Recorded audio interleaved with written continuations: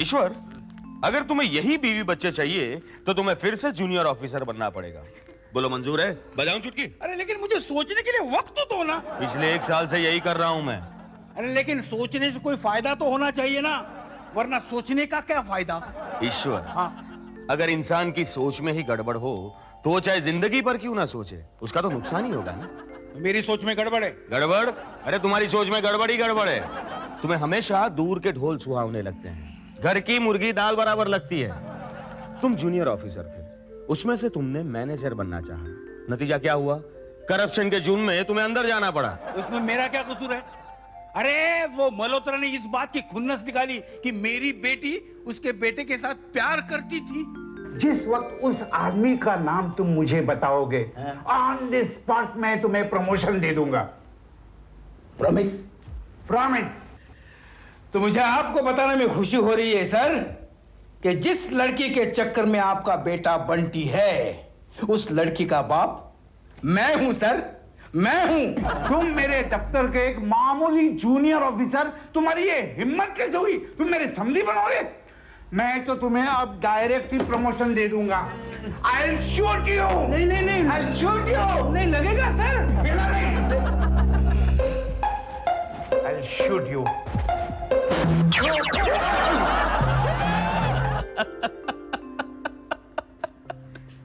ईश्वर, उसके बाद बन गए तुम हवलदार।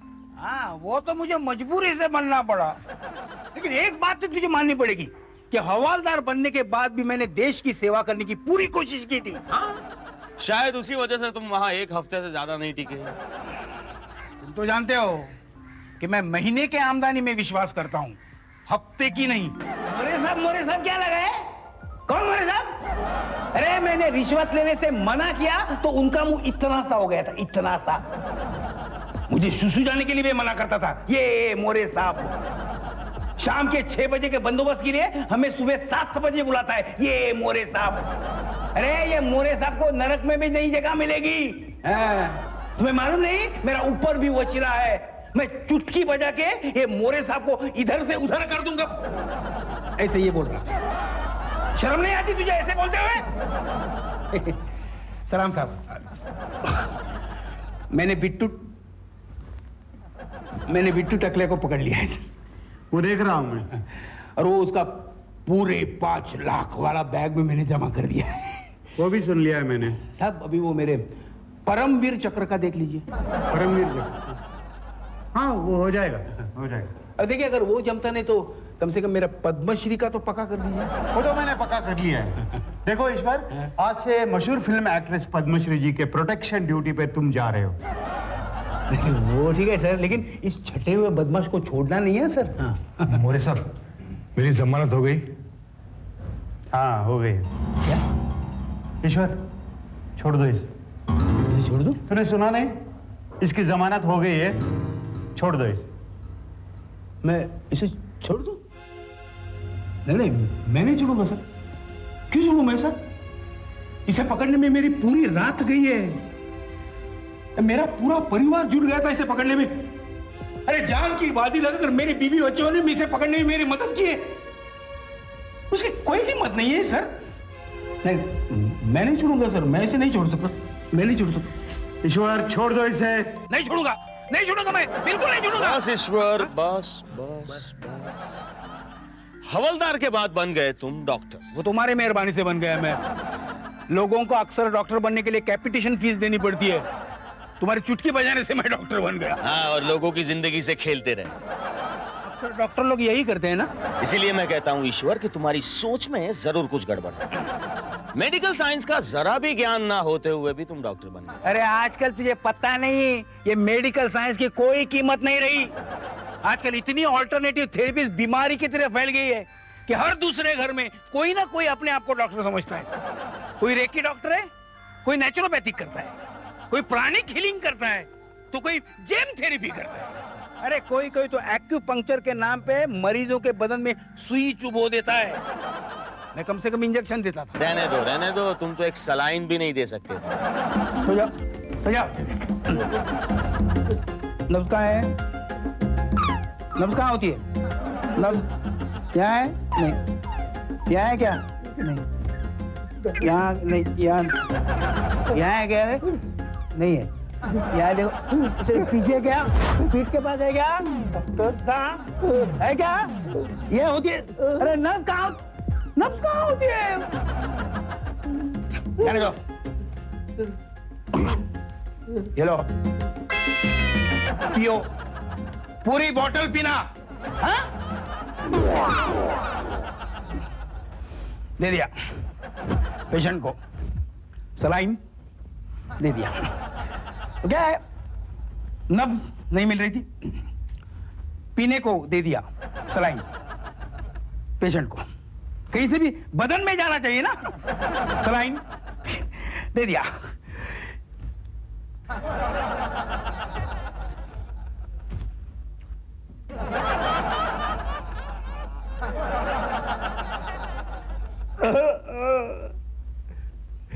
ये आदमी मेरा हॉस्पिटल बंद करवा देगा।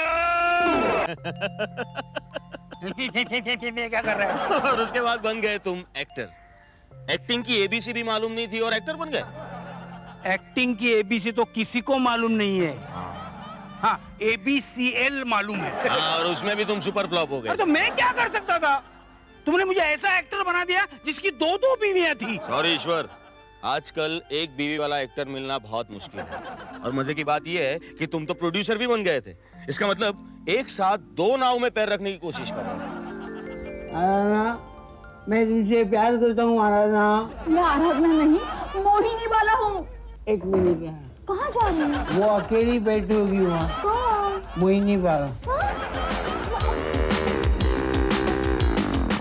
ईश्वर, मोहिनी वाला, चुपके से खाना मंगाओ और खाना खा लो। वहाँ आराधना भी खाना खा रही है। एक मिनट अरे ये आराधना, मैं मोहिनी वाला को छोड़ दूंगा। एक मिनट आया। ये मोहिनी वाला, मैं आराधना की सारी प्रॉपर्टी तुम्हारे नाम कर दूंगा। एक मिनट आया।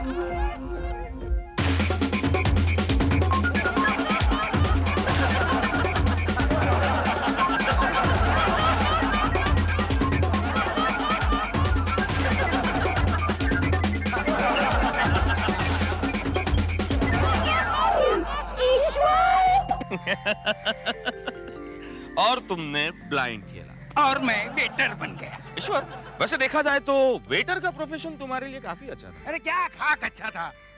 मेरी पूरी फैमिली होटल में रहती थी। लोग घर में रहकर होटल से खाना मंगवाते हैं, मैं होटल में रहकर घर से खाना मंगवाता था। बोलो, लेकिन तुम्हारी सारी इच्छाएं पूरी होती थी ना? हाँ? अच्छा अच्छा खाने पीने मिलता था, अच्छे खासे कपड़े पहनने मिलते थे। अच्छे कपड़े, वेटर का यूनिफॉर्म, अच्छे कपड़े। अरे तनख्वाह छोड़ो, तुम्हें टिप भी बहुत अच्छी मिलती थी। टिप उस मामले में मैं बदनसीब रहा। अच्छा? अरे एक कस्टमर ने कभी मुझे टिप नहीं दी। उन्हें किसी ने टिप दिया होगा कि ईश्वर देवन को टिप मत देना। ईश्वर, वैसे कस्टमर का कोई कसूर नहीं था, क्योंकि तुमने कभी अपना काम ढंग से किया ही नहीं। कोल्ड ड्रिंक की जगह तुम हॉट ड्रिंक सर्व करते, चिकन सूप की जगह हाथ धोने का पानी, फिंगर बॉल बोलते हैं ना, वो सर्व करते थे। और मजे की बात तो ये है कि तुम्हारे होते हुए होटल में पार्टी शार्टी तो कुछ अलग ही रंग लाती थी।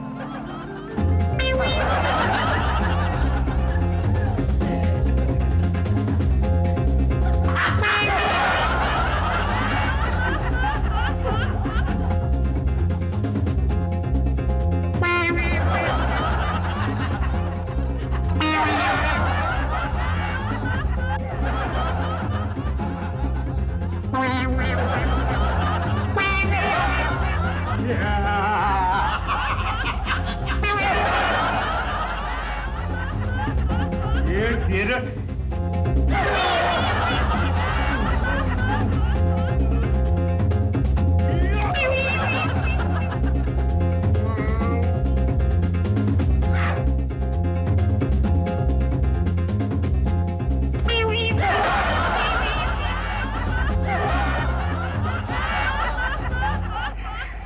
मैं बच गया। मिलोड, आप एक लॉयर बन गए। लोगों को इंसाफ दिलाने के लिए योर ऑनर, पर लोगों को इंसाफ दिलाने के लिए। यही सबसे बड़ी नाइंसाफी थी कि तुम लॉयर बन गए। क्या बक रहा है ये? अरे देवता हो इसलिए कुछ भी कहोगे क्या? अदालत में मुझे देखा है तुमने कैसे मैं इधर से उधर देखा है? देखा है? अरे हिंदुस्तान की तारीख में मेरे जैसा वकील आज तक पैदा नहीं हुआ। हाँ ईश्वर, ये बात तुमने सही कही। तो क्योंकि आज तक मैंने एक भी वकील ऐसा नहीं देखा जिसने अपने ही क्लाइंट को फांसी के तख्ते पर पहुंचाया। मेरा मुवक्किल बेकसूर है, उसने चोरी नहीं की, बल्कि जिस दिन चोरी हुई थी उस दिन ये मिसेस भल्ला के यहाँ वकील ही नहीं था, मौजूद ही नहीं था। तो फिर कहाँ था? कहाँ था? उस दिन वो खंडाला घाट में मिस्टर भल्ला का मर्डर कर रहा था। मिलोड, मेरे मुवक्किल ने भले ही मिस्टर भल्ला का खून किया हो, लेकिन चोरी नहीं की, और खून भी कोई प्लानिंग से नहीं किया। मिस्टर भल्ला ने उसे एक लड़की को रेप करते हुए देखा था। Yes, rape and murder. Order, order. Milord, मेरे मुवक्किल ने वो रेप अपने पूरे होशो हवास में नहीं किया था, शराब के नशे में किया था। लिहाजा मिलॉर्ड, ये साबित होता है कि मेरे मुवक्किल ने मिसेस भल्ला के मंगलसूत्र की चोरी नहीं की है। That's all, Your Honor। मैंने ऐसे किया। अच्छा एक बात बताओ, इसके बाद तुम क्या बने थे? वो सस्पेंस है। जासूस। हाँ? जासूस बने थे तुम? एक बात बताओ ईश्वर, क्या है? ये तुम क्या सोचकर जासूस बने थे?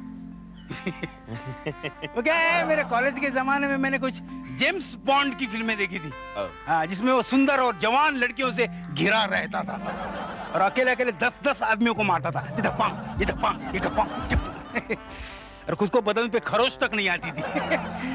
कपड़े भी सुंदर सुंदर पहनता था।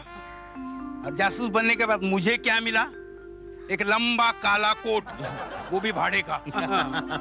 कपड़े बदल कर मैं कहीं जाता तो लोग फौरन पहचान लेते कि ये ईश्वर देवगन है। रही सुंदर लड़कियों की बात, तो मेरे मोहल्ले में ऐसी ऐसी औरतें थी कि उनके मुकाबले में मेरी बीवी ज्यादा खूबसूरत लगती थी। सर, ये हेमंत वाली पिस्तौल है ना? हाँ। तो ये पिस्तौल यूं चलाने से नहीं चलती। फिर ये क्या है? ये कंप्यूटराइज्ड पिस्तौल है। अच्छा। हाँ, इसे कमांड देना पड़ता है। क्या कमांड है इसकी? ठो।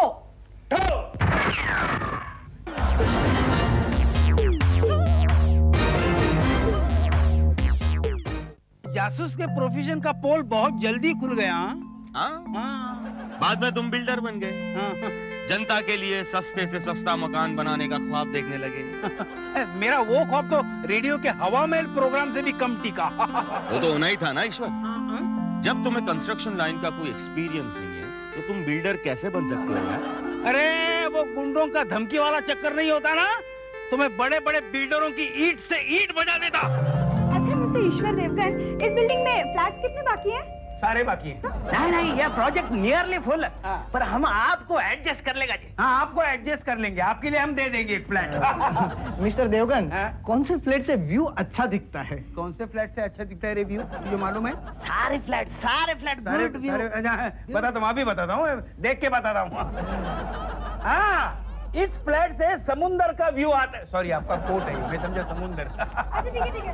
किचन किस तरफ है? किचन, किचन ये रहा, दिस इज द किचन। ये किचन कहाँ से? Yes, sir. अरे किचन कैसे हो सकता है? ये देखो, ये किचन है क्या? ये बाथरूम सर। किचन कहाँ से है ये? ये बाथरूम। अरे बाथरूम है, बाथरूम तो इस जगह है, देखो ये बाथरूम 2 है। bedroom hall, 2 sir. bedroom है, ये देखो, Yeah, देखो, 2 देखो, bedroom. एक दो, ये 2 bedroom हो सकता है। Yeah, 2 bedroom. देखो, ये है ना, अरे, ये बीच के, ये 2 bedroom है। ये कॉरिडोर सर, कॉरिडोर। तू चुप रहो जरा। देखो क्या है, ये कंस्ट्रक्शन। अयो, लिफ्ट है ये, लिफ्ट। लिफ्ट है, ये लिफ्ट है। एक यहाँ वैसा लिफ्ट है। ये लिफ्ट ऊपर जाने के लिए होता है ना, क्या बात कर रहे हो तू? देखो, ये ऐसे लगा। All the 4 bedroom. अरे स्विमिंग पूल, अरे स्विमिंग पूल क्या करना है? देखो, ये वहाँ है स्विमिंग पूल। स्विमिंग पूल वो नहीं सर, वो पार्किंग प्लेस सर। तो स्विमिंग पूल कहाँ है? स्विमिंग पूल उधर है। वहाँ है, वहाँ। आपको स्विमिंग पूल पे रहना है क्या? नहीं, ये फ्लैट में रहना है। तो स्विमिंग पूल क्या कर रहे हैं? मैं यहाँ इसको बता रहा हूँ कहाँ पे फ्लैट है। देखो, ये जो है ना, देखो, ये है ना, ये 2 bedroom का हो नहीं सकता, ये 1 bedroom का है। ये गलत बोल रहे हैं सर, ये पूरा टोटल रॉन्ग। नहीं, ये आई नो द कॉन्स्टिट्यूशन। ये जो यहाँ से जो टेरेस बना है ना, हाँ। टेरेस से अगर देखा जाए तो देखो, ये क्या होता है? ये देखो, क्या है? समझ में नहीं आता ये सब गलत है सर।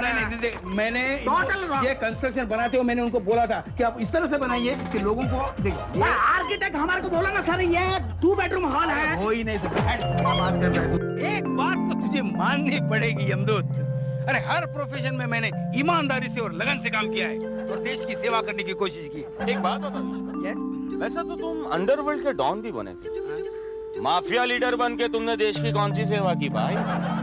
वो तो मैं ऐसे ही डॉन बना था, अच्छा, चेंज ऑफ क्लाइमेट के लिए। व्हाट? Change of climate. तुम लोग अभी तक ये साबित नहीं कर पाए कि तुम लोग मेरा वारिस बन सकते हो। अब मैं तुम्हें आखिरी फाइनल मौका देता हूँ। आखिरी फाइनल तुम्हें अपनी काबिलियत जल्द से जल्द साबित करनी पड़ेगी। इसके लिए चाहे तुम एक दूसरे की जान तक ले लो। ये अच्छा एडवाइस दिया बॉस आपने। मैं तो इसकी जान चुटकी में ले लूंगा, चुटकी में। थोबड़ा देखा है क्या आईने में? थोबड़ा देखा है? अरे मेरी जान लेना इतनी आसान बात नहीं है। यमदूत मेरा दोस्त है, पता है? अरे यमदूत हो या राजदूत हो, एक मुक्का मारूंगा ना पानी तक नहीं मांगेगा। अरे चले तू। चले पानी अरे वाले, जा चल, रे, मार, जा रे, मार, देख ले, मार, देख ले, मार, देख ले। मार, देखा? ये देख देखा? अरे भगवान को मुक्का मारने की कोशिश करेगा तो यही होगा, और क्या होगा? देख लूंगा तुझे ईश्वर, देख लूंगा।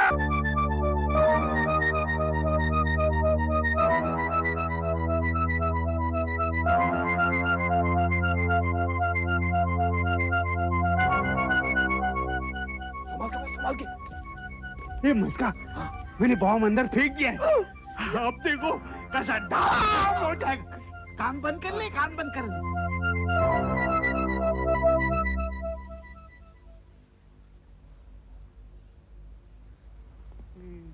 अरे ये क्या, वो तो निकल गया।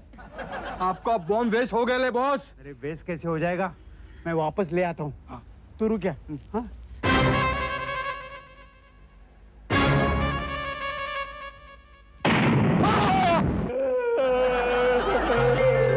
लेकिन इस डॉन के प्रोफेशन में मैंने कोई बुरा काम नहीं किया है। ईश्वर, मैं मानता हूं कि तुमने कोई भी प्रोफेशन में बुरा काम नहीं किया, तो लेकिन सवाल ये है कि जिस मकसद से तुम अपनी खुद की जिंदगी छोड़कर दूसरों की जिंदगी जीना चाहते थे, क्या वो मकसद पूरा हुआ? नहीं ईश्वर, तुम कोई भी प्रोफेशन में फिट नहीं हो पाए। कोई भी प्रोफेशन ने तुम्हें एक्सेप्ट नहीं किया। यहाँ तक कि आज का सबसे चैलेंजिंग प्रोफेशन लीडरी, उसमें भी तुम नाकाम रहे। हाँ, ये बात तो सही है। क्या है, मुझे लीडर के प्रोफेशन से बहुत उम्मीदें थी। तो वहां भी सब लोग एक दूसरे को माइक उठा उठा के मारते हैं। मारो मारो, चुप बैठो। किसी को देश की सेवा करने का मौका ही नहीं मिलता। ये क्या हो रहा है? लगता है आपकी पार्टी अविश्वास प्रस्ताव हार गई है। ऐसे कैसे हो सकता है? मैंने तो अच्छा काम किया था टिल्लू। सर, मैं 20 साल से यहाँ पर सेक्रेटरी हूँ और मैंने देखा है जो अच्छा प्रशासक रहता है उसे ही सत्ता से हटाया जाता है और जो निकम्मे रहते हैं वो, खैर इसके बारे में मैं आपको कुछ नहीं बता सकता क्योंकि अब मैं आपका पीए रहा ही नहीं। मतलब ये, मैं ठीक इस कुर्सी की तरह हूँ जिस पर बैठने वाला तो बदल जाता है लेकिन खड़े रहने वाला वहीं रहता है। भानु प्रताप जी की, भानु प्रताप जी की, भानु प्रताप जी की, भानु प्रताप जी की, भानु प्रताप जी की। चलिए ईश्वर देवगन साहब, आज से इस कुर्सी पर मैं बैठूंगा। उठिए। ये टिल्लू जी, ये मेरे साथ एक कुर्सी कैसे ऊपर आ गई? ये सत्ता की कुर्सी है, इस पर बैठने वाला चिपक जाता है। ए, कुर्सी मंत्री बदल गए। आओ ईश्वर, आओ। ईश्वर, लीडर के प्रोफेशन के बाद कभी तुम ड्राइवर बने तो कभी फोटोग्राफर, लेकिन कोई भी प्रोफेशन तुम्हें रास नहीं आया। क्या मैं झूठ बोल रहा हूँ? चलो चाय पीते हैं। ईश्वर, तुमने मेरे सवाल का जवाब नहीं दिया। देखो सूरज डूब रहा है। सूरज डूब रहा है तुम्हारे अज्ञान का। आ? क्योंकि धीरे धीरे तुम्हें यह एहसास होने लगा है कि दूर के ढोल हमेशा सुहावने लगते हैं, लेकिन नजदीक जाकर सुनोगे तो तौबा ही तौबा करना पड़ेगा। हाँ ठीक है, समझ गया, मैं समझ गया। बोल, मुझे क्या बनना है अभी, बोल। तुम्हें अपनी असली जिंदगी को खुले दिल से स्वीकार कर लेना चाहिए। इसका मतलब मैं उसी ऑफिस में फिर से जूनियर ऑफिसर बन जाऊं जहां वो खड़ूस मल्होत्रा है? नहीं होगा। फिर तो तुम्हें आराधना, रितु और हेमंत को भूलना ही होगा। क्यों? क्योंकि वो लोग तो मर चुके हैं। अगर तुम उन्हें जिंदा देखना चाहते हो तो तुम्हें जूनियर ऑफिसर बनना ही पड़ेगा। बोलो, बजाऊं चुटकी?